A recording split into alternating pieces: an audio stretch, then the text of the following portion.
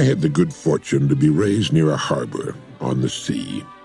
As a kid, I used to spend hours down on the docks watching the ships loading and unloading. They'd bring in cargoes from the distant and romantic ports all over the world, and I used to stand there with a faraway look in my eyes, envying those sailors who were so fortunate to see and to travel to all those places. They traveled over the distant horizon to places I could only imagine or read about in my geography books. I hung around so much that some of the mates and skippers finally recognized me and actually invited me aboard. I guess you can imagine the heaven that was for me. They'd take me from the engine room to the forecastle and finally to the place I liked best, the navigation bridge. The bridge had the best view, but much more than that. It was there that the ship was controlled and steered into all those distant places I dreamed of. Once I was even invited to lunch, and I didn't get over that for months. It's strange how something like that can have such an overwhelming fascination for a youngster and exert such an influence over his life. As soon as I was old enough, I was on a ship, and I sailed to quite a few of those distant, deep-water ports. No matter how long the trip, I never got tired of sailing, being at sea, and watching the sea in all its different moods. Entering a different port, even if I'd been there before, was always a brand-new thrill. Over the years, I've tried to figure out why I like ships so much, and I believe I've come up with the answer. Ships operate the way people ought to, I believe, but so few do. Maybe you've never given it much thought, but at any given moment, a ship has a place to go, a direction. That is, either she's sailing to a predetermined port of call, or she's in port getting ready to sail to another one. You can climb up to the navigation bridge of a big far-sailing ship and ask the captain where he's going. He can tell you instantly and in one sentence. Now, how many people do you know who can do the same thing? It seems that most people want so many different things, or at least they think they want them, that they're unable to focus their efforts, their minds, their hearts on anything specific. And all this leads to is doubt and confusion. They're like the guy who jumped on a horse and rode off in all directions at once. They don't recognize how vital it is to pick one port that's important, then sail to it, rest and refit for a little while, then sail to another port. In this way, in not so many years, a person can set and reach his goals one by one until finally he has a tremendous pile of accomplishments in which he can take pride. He has all the things he wants just because he had sense enough to realize he could do well only one thing at a time. There's another analogy that fits here, and maybe it makes the most important point of all. If a ship tied to a dock for some reason had no place to go, she'd stay there until she fell apart from rust and disuse. A ship's engine isn't started until she has someplace to go. Here again, it's the same with people. This is why it's so important that each of us has a port of call we want to reach, a goal, a place to get to that we feel would be better than the place in which we now find ourselves. If we don't, well, we might never cast off. We never really start our engine. We never know the thrill of sailing a charted course to a place we can't see for fully 99% of the journey. But we know it's there, and we know that if we keep sailing toward it, we'll reach it one day. If someone came up to you today and asked you what your next port of call is, that is, where you're going, could you answer him in one sentence, as could the captain on the bridge of his ship? If not, maybe you'd like to give it some thought.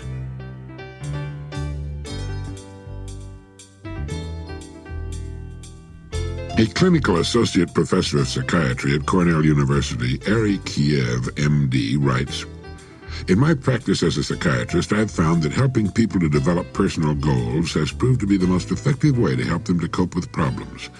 Observing the lives of people who have mastered adversity, I have noted," he writes, "that they have established goals and sought with all their effort to achieve them. From the moment they decided to concentrate all their energies on a specific objective, they began to surmount the most difficult odds." So writes Dr. Kiev in his book, A Strategy for Daily Living. He writes, "The establishment of a goal is the key to successful living, and the most important step toward achieving an objective is first to define it. I'm sure you have at least 30 minutes a day, he writes, in which to list your thoughts about possible goals. Set aside such a period each day for a month. At the end of that time, choose from the possible objectives you've listed the one that seems the most important, and record it separately on a single card. Carry this card with you at all times. Think about this objective every day. Create concrete mental images of the goal as if you've already accomplished it. The doctor points out that you can determine your special talents or strengths in a number of ways, ranging from psychological tests to an analysis of the unexpressed wishes in your dreams. No one method works for everyone. You might start, for example, by clipping and pasting newspaper articles that interest you. After 30 days, see if there isn't some trend suggestive of a deep-seated interest or natural inclination. Keep alert to the slightest indications of any special skills or talents, even when they seem silly or unimportant. From this exercise, you should be able to get some sense of potential strengths. Whenever you discover a strength or talent, think of 5 possible ways to develop it. Write these down on a card as well, and check them periodically to keep them fresh in your mind. Focus on one objective at a time. Like a servo mechanism, the brain, set on a target, will call into play those mental processes that will bring your efforts to fruition. Your actions will conform to your expectations, thereby bringing about the event. If you believe that you will reach your objective, you will continue to work at a task until you have accomplished it. And he suggests that we be aware of situations that generate the 5 great enemies of peace. They are avarice, ambition, envy, anger, and pride.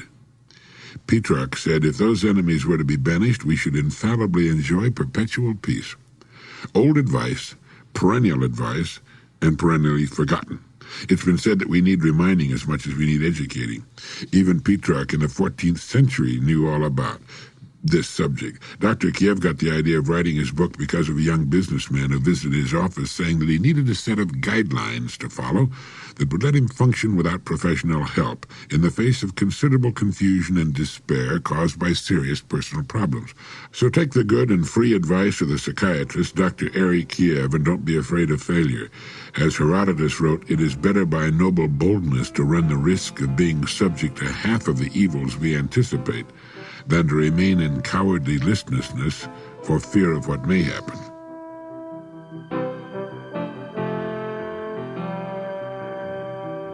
Did you ever wonder where those human dynamos, those people who can pack as much work into one day as most of us do in 2, get all the energy and drive that makes them go?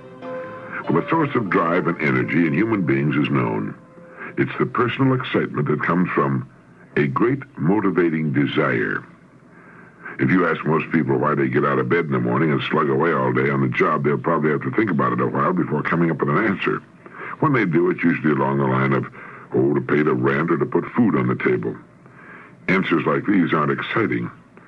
I belong to the group that thinks life is far too short to be dull. Shelter and food are things we need, but unless we're living out in the street or starving to death, we're not apt to get too excited about a place to sleep or something to eat. Those who have no exciting reason for getting out of bed in the morning may be fine people, but they never seem to accomplish anything out of the ordinary, and they miss a lot of fun and a lot of rewards they could be enjoying.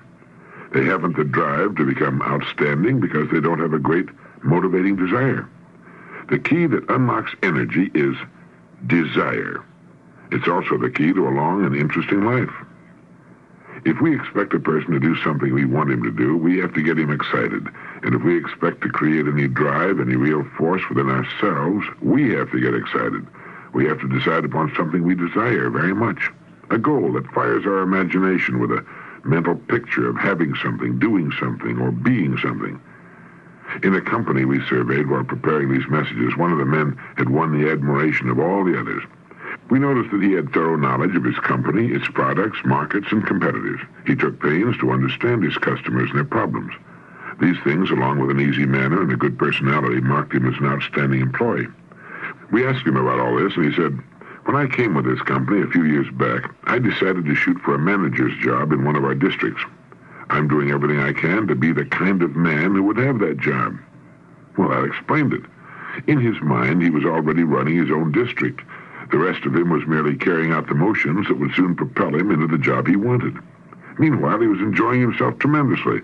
The mental image of being a district manager so appealed to him that he found all the enthusiasm, energy, and drive he was going to need to achieve that position.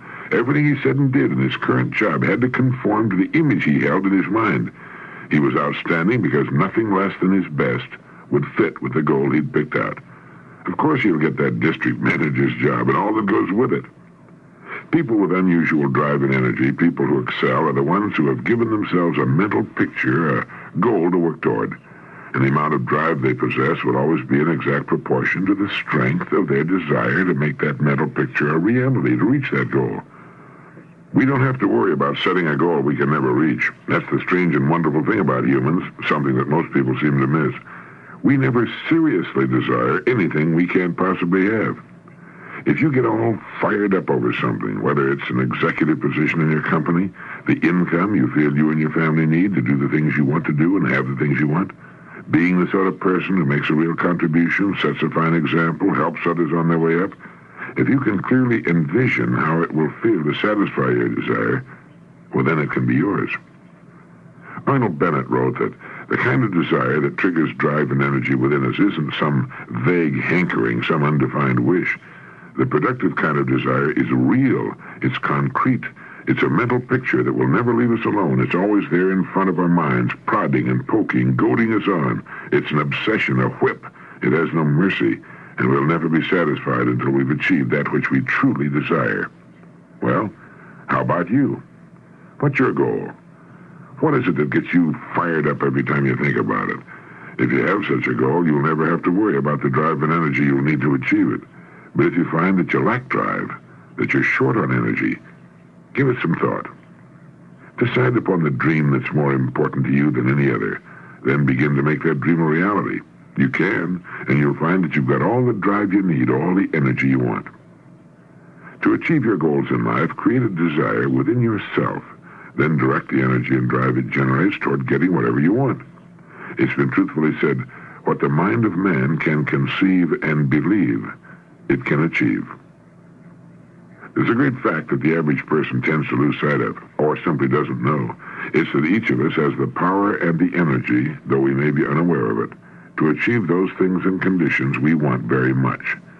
Energy cannot be created in anyone, but understand that it's there, in others and in yourself, a great and powerful sleeping giant waiting only to be awakened. The waking agent is desire.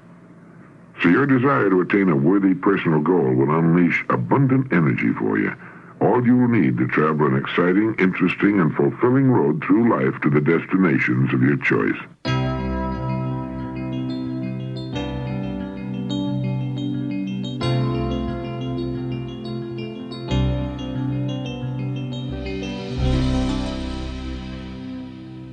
There's a story about a man hunting tigers in India who was suddenly surprised by a huge Bengal tiger. It was almost on top of him. The man raised his rifle and fired, but he overshot and missed. The tiger, frightened by the man and thrown off stride by the noise of the gun, leaped toward the hunter, but the leap was too wide and he missed his prey.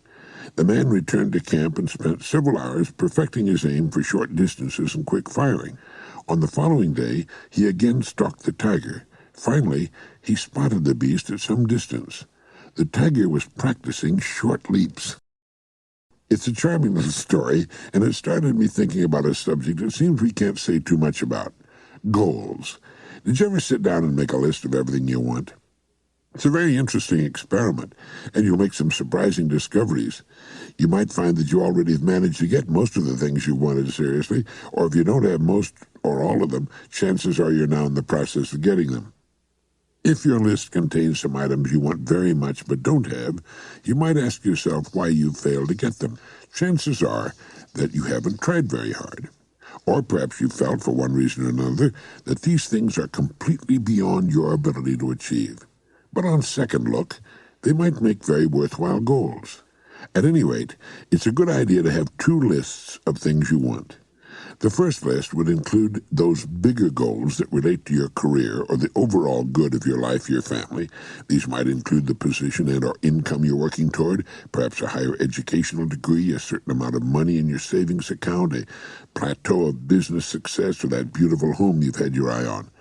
The other list could be a fun list.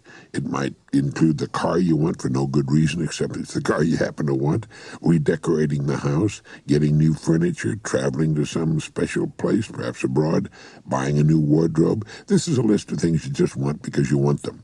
Now here's where the story of the tiger comes in.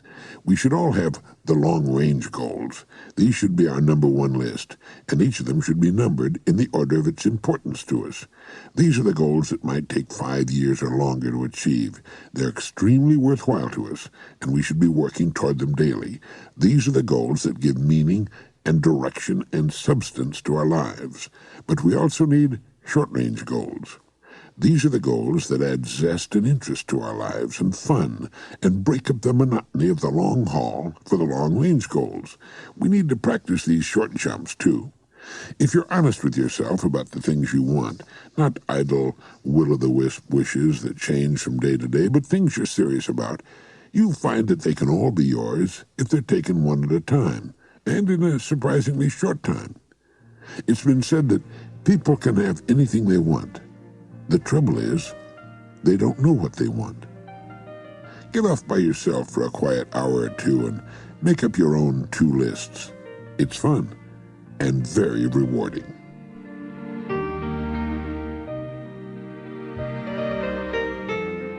An elaboration now on river people and goal people.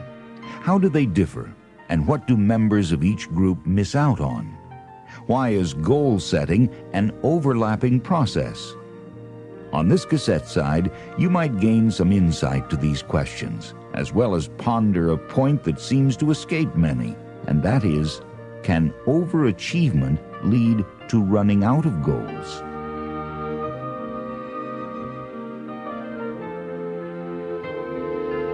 Here are some interesting questions for you. You might want to try answering them. 1.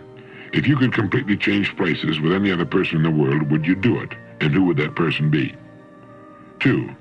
If you could work at any job you could choose, would that work be different from the work you're now doing? 3. If you could live in any part of the country you want to live in, would you move from where you're now living? 4. If you could go back to age 12 and live your life from that point over again, would you do it? Studies indicated that the great majority of people, even though they evince a certain amount of dissatisfaction with their present lives and don't seem to be as happy as they might be, will answer no to all 4 questions. What brought this to mind is an attorney friend of mine who confided that now that he's accomplished everything he's worked and struggled for so long to achieve, he finds himself depressed more and more of the time. He has a fine practice and an excellent income, a beautiful home, a wife and children to whom he's devoted. In fact, everything is finally just as he'd planned it for so many years. And for no reason that he can put his finger on, all the fun and enthusiasm has strangely disappeared. He's listless and unhappy, and he can't think of a single reason why. This has become a common modern melody, and it's what so often happens when a person runs out of goals. This is when the game of life begins to go to pot, and a person needs to remind himself of some of the basic rules for successful, enthusiastic living. And the first rule is that a human being must have something worthwhile toward which he's working. Without that, everything else, even the most remarkable achievements of the past and all the trappings of worldly success, tend to turn sour. Achieving our life goals can be compared to opening our presents on Christmas morning and watching those we love open theirs. We look forward to the day, plan, and work toward it. Suddenly it's there. All the presents have been opened, and then what? Well, we must then turn our thoughts and attention to other things. The successful novelist begins planning his next book before he completes the one he's working on. The scientist always has something new and challenging to turn to when he completes a project. The teacher has a new class coming up. The young family has children to raise and get through school, the new home to buy, the promotion to work for. But for millions who reach their 40s and 50s and find they've done all they set out to do, and that there are no new challenges to give them stimulus and direction, there often comes the most trying time of their lives, the search for meaning, for new meaning.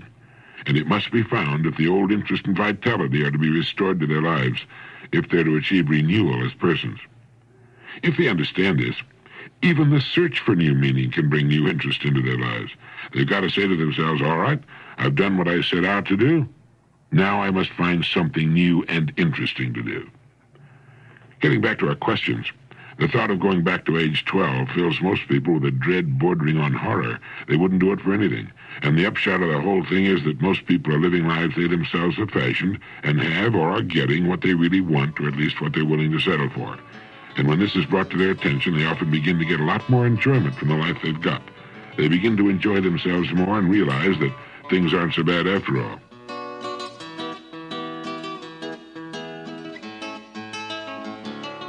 If you're going to be a big success as a human being, you have to fit into one of two groups, or belong to both of them, it seems to me.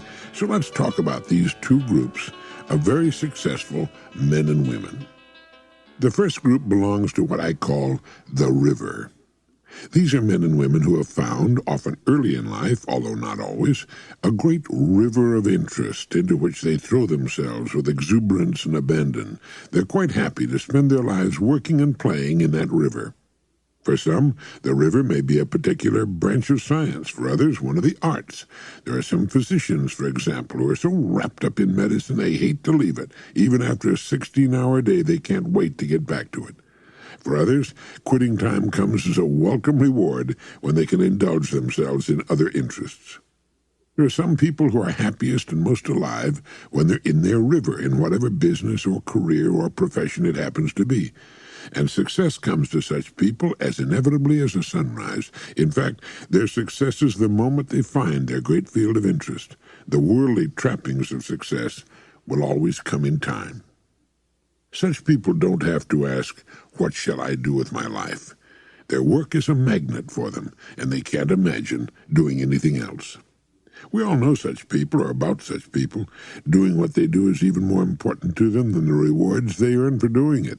So much for the river people. The second group of successful people are those who are goal-oriented.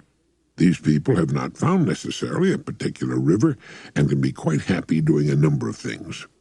It's the goals they set that are important to them, and they're quite aware that there are many roads that can lead to their goals. Someone once said, Americans can have anything they seriously make up their minds to have. The trouble is that most of them never make up their minds about anything.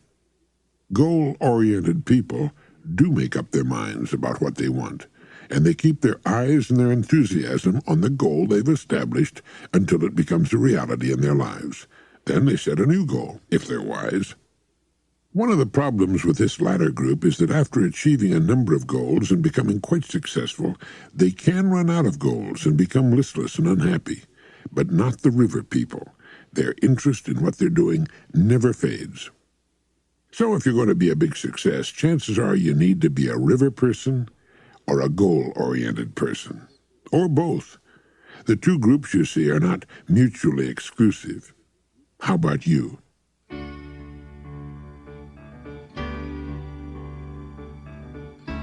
I read a great Greek poem by C.P. Kafafi titled Ithaca, and in it we're reminded that it is the voyage and the adventures on the way that count, not the arrival itself.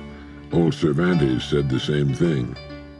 This seems to be a most difficult truth to understand.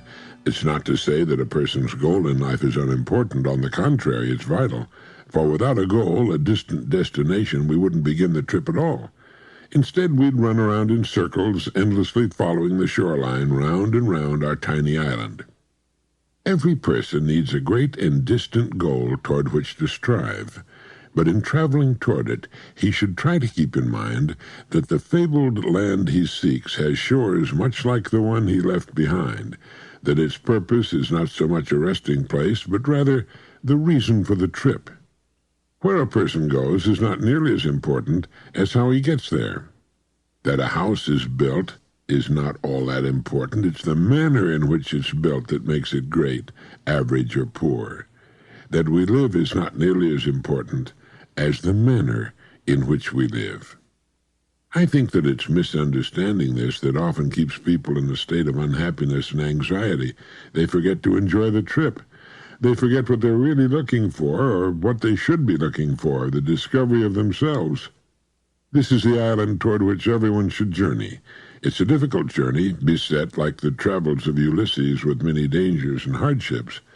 But it gives real meaning to life, and there are many rich rewards to be found along the way, all kinds of serendipitous benefits. It means asking the questions that are hard to answer. Where am I going? Why am I going there?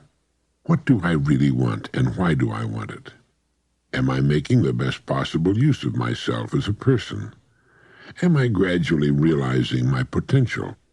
Am I discovering my best talents and abilities and using them to their fullest?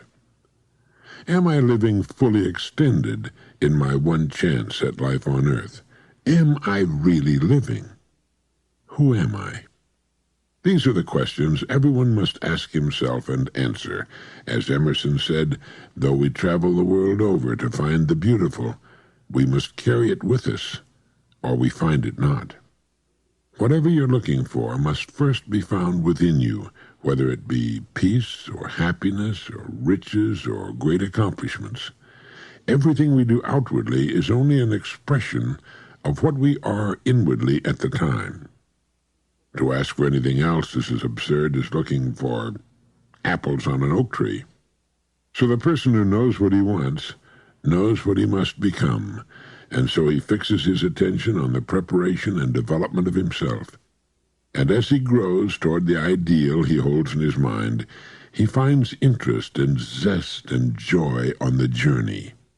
He looks forward to tomorrow, but he also enjoys today, for it is the tomorrow he looked forward to yesterday. He knows that if he cannot find meaning and value in his present, it will very likely be missing in his future. Today is the future of 5 years ago. Are you enjoying it as much as you thought you would? Have you progressed to the point you wanted then to reach? These are the questions that make us think.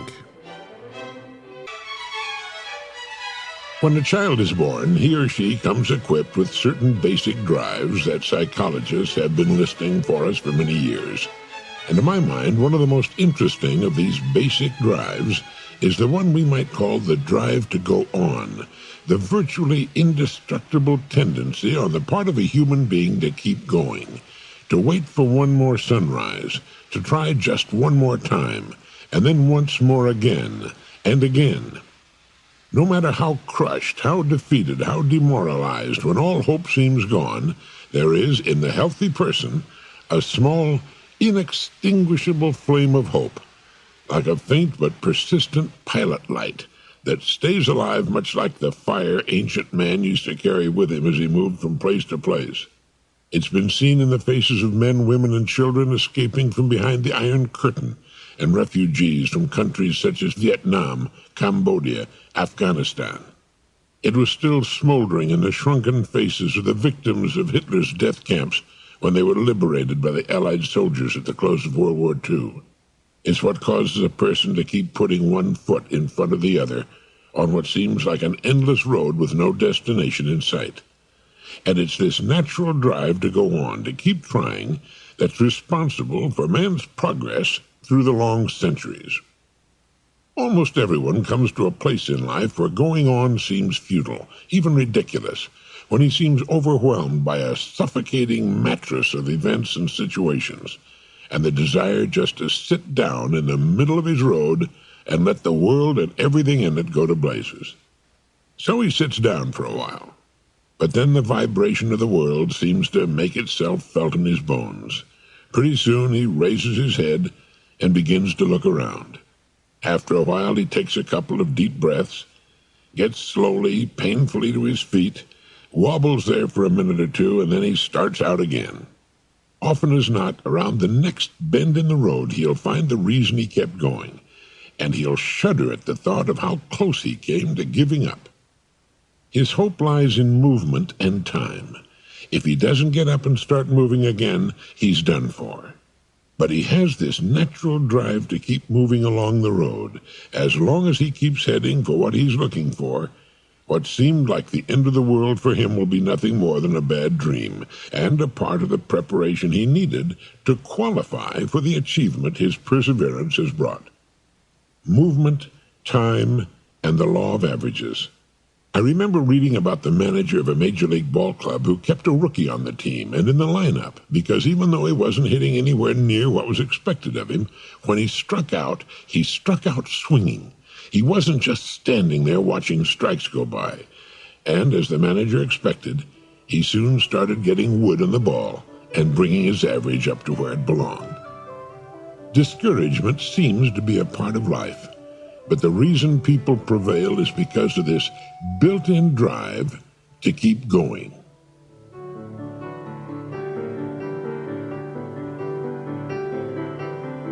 Willpower has been called persistence. It's the knack of staying with something, the sustained effort necessary to induce absolute faith.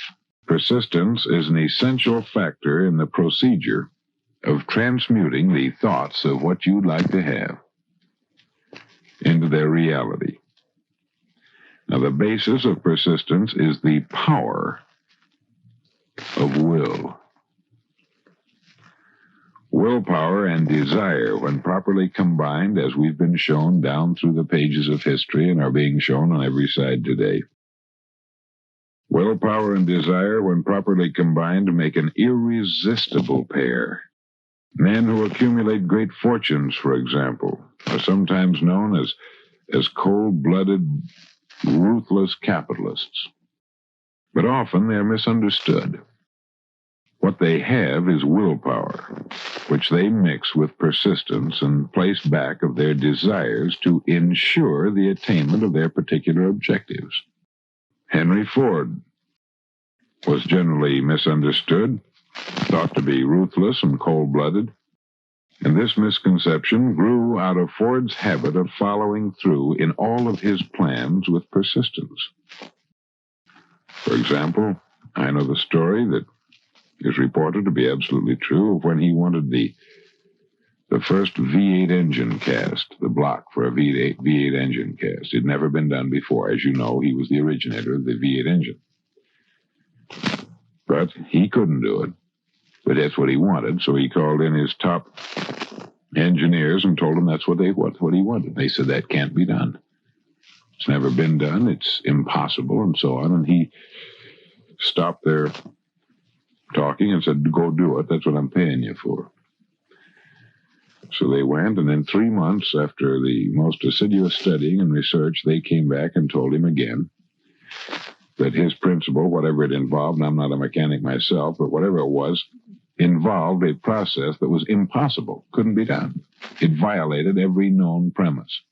So he gave them a talking to, and he says, "Now, I don't want to hear from you again until you come back here with that V8 block.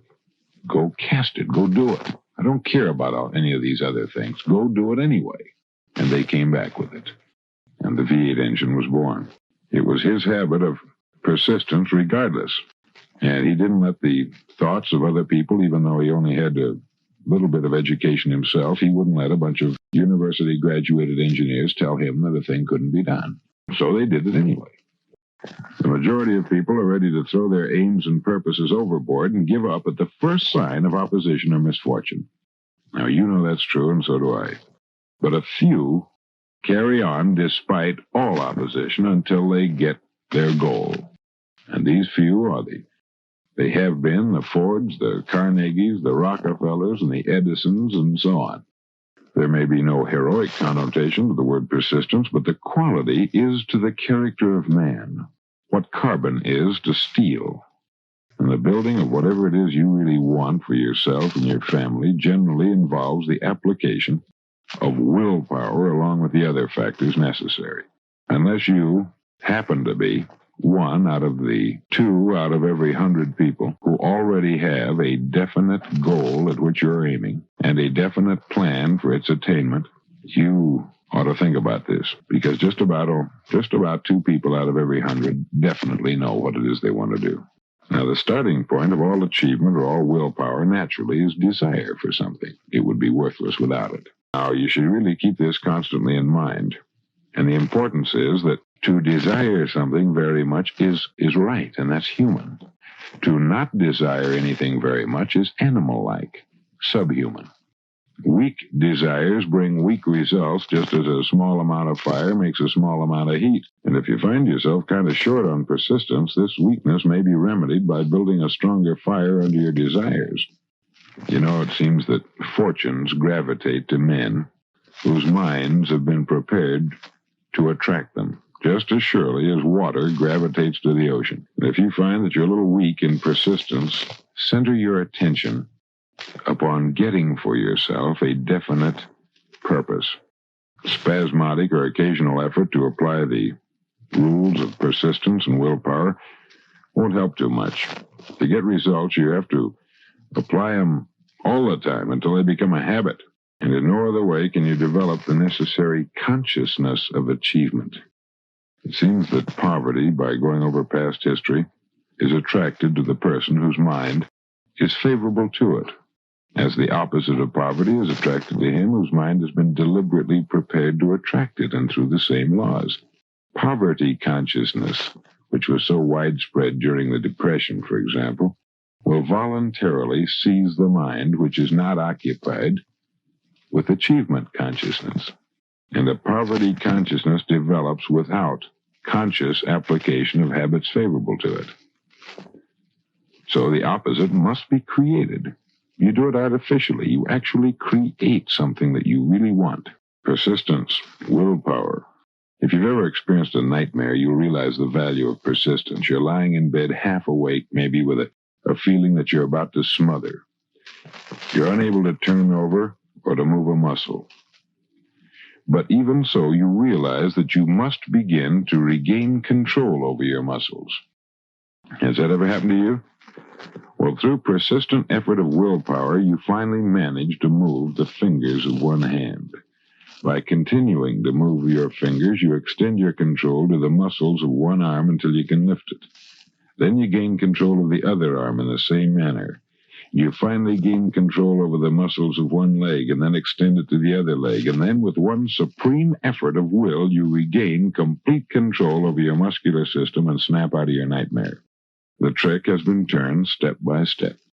And many people today find that it's necessary to snap out of their mental inertia through a similar procedure, moving slowly at first and then increasing their speed until they gain complete control over their will. But be persistent no matter how slowly you may at first have to move.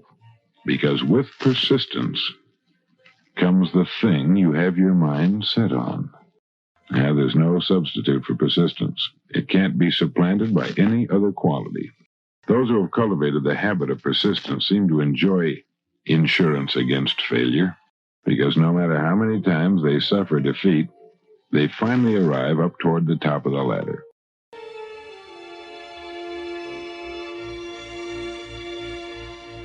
Have you ever noticed that the longer you look at something you should be doing, the more difficult it seems to appear, and that the longer you put off something you should do, the more difficult it is to get started? A good deal of frustration and unhappiness could be avoided if people would just do what they know they should do.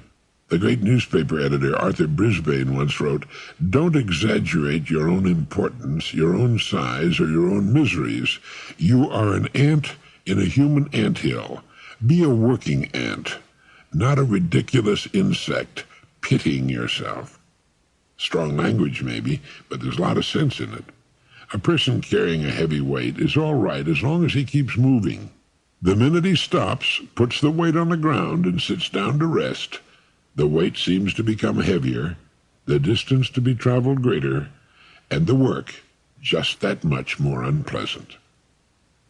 Sometimes it must seem to everyone that things have piled up so high there's just no way of digging out. But there is. Pick the thing that's most important to do and simply begin doing it. Just by digging in, you'll feel better, and you'll find that it's not nearly as bad as you thought it would be. Keep at it, and before long, the pile of things to do that seemed so overwhelming is behind you. Finished. What overwhelms us isn't the work itself. It's thinking how hard it's going to be. It's seeing it get larger every day. It's putting it off and hoping that somehow, through some miracle, it will disappear. The Chinese have a saying that a journey of 1,000 miles begins with but a single step, and that step accomplishes two things. First, it automatically shortens the distance we still have to travel. And secondly, and just as important, it makes us feel better, more hopeful. It strengthens our faith. And if a person will just keep putting one foot in front of the other, he'll be taken into new and exciting places, see new and interesting things, and think thoughts that never would have come to him if he'd remained at the starting point. And then, finally, the journey is finished. He wonders how or why he could ever have sat so long and worried and stewed about the time and trouble it would involve to do what he knew he should do. If you'll think back, you'll remember that you've always been happiest, most contented, after having finished a difficult project or faced up to a responsibility you were worried about. It's never as bad as you think it's going to be, and the joy that will come with its accomplishment makes it more than worthwhile. Work never killed anyone. It's worry that does the damage, and the worry would disappear if we just settle down and do the work. As Calvin Coolidge put it, all growth depends upon activity. There's no development, physically or intellectually, without effort, and effort means work. Work is not a curse. It is the prerogative of intelligence, the only means to manhood, and the measure of civilization. Mary Pickford used to say, "Don't look at the sudden loss of a habit or a way of life as the end of the road. See it instead as only a bend in the road that will open up all sorts of interesting possibilities and new experiences. After all, you've seen the scenery on the old road for so long, and you obviously no longer like it." The breaking of a long-held habit does seem like the end of the road at the time, the complete cessation of enjoyment.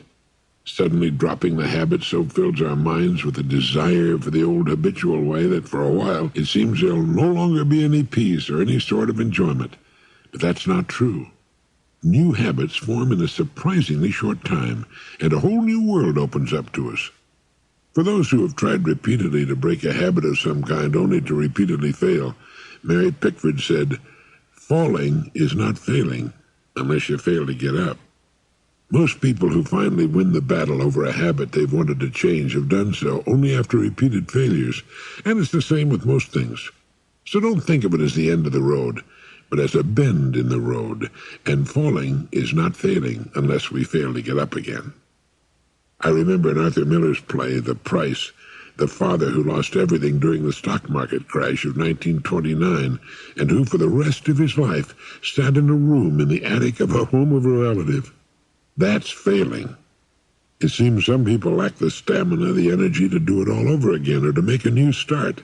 For them, it's just the end of the road, and they come to a full stop. Many lead such superficial lives, have so little depth of mind and spirit that the sudden loss of income or material things is too much for them, and they jump out a window or retreat into insanity. I remember hearing the story of the little boy who wanted to get over the backyard fence. He stood for a long time looking at the fence, and then slowly, with many falls and failures, he dragged a box to the fence. Again, after many attempts and falls, he managed to get to the top of the box, but he still couldn't reach the top of the fence. He set to work once again, this time getting a smaller box to place on top of the big box. Again, many falls, having to get back on his feet, much tugging and pushing and lifting and dropping, but he finally got it to the top of the big box, laboriously clambered to the top of it, grasped the top of the fence, and flopped over. Then he came back home.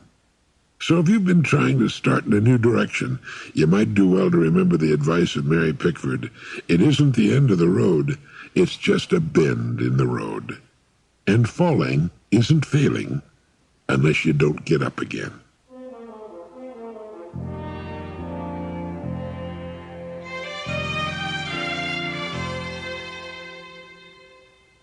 Many years ago, I discovered Professor William James' wonderful little book on human reserves. In it, he says that everyone knows what it is to start a piece of work, either intellectual or physical, feeling stale. And everyone knows what it is to warm up to his work. The process of warming up is particularly striking in the phenomenon known as second wind. Now, usually, most people stop working at the first sign of fatigue. They say, "Boy, I'm bushed," and that's it for the day. As Dr. James put it, we have then walked, played, or worked enough, so therefore we desist. We simply quit.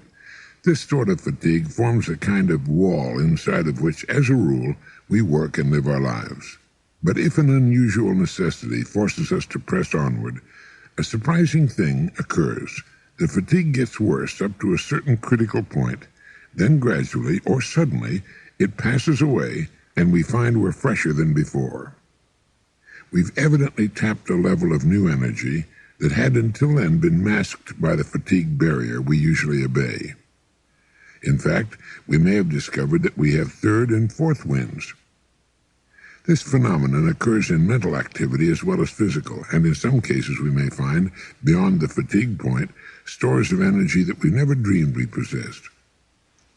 Evidently, we stockpile reserves of energy we don't ordinarily use, and these reserves will go to work only when we demand enough of ourselves. Only a few exceptional persons make any serious demands of themselves. The great majority of us miss the far greater accomplishments of which we're capable, and the greater joy in living this would bring us because we quit and sit down, gasping at the first sign of fatigue. I remember one Sunday when I knew I had to write 10 radio shows all in one day. I got started at 9 o'clock in the morning, and by 5 o'clock that afternoon I was so bushed I could hardly think. But I still had 5 shows to write, so I kept at it. All of a sudden I felt better and had more energy than I had previously. And by 1:30 the next morning, when I finally finished, I felt great. 16 and a half hours of steady mental work, and I was fresh as a daisy. But I felt like quitting after only 7 or 8 hours. The next time you get tired and you're doing something important, well, stay with it and see what happens. Each of us has a tremendous second wind, mental and physical. Passing through the fatigue barrier to draw upon our idle reserves can make the difference between existing and really living. Emerson said, "Vigor is contagious, and whatever makes us either think or feel strongly adds to our power and enlarges our field of action."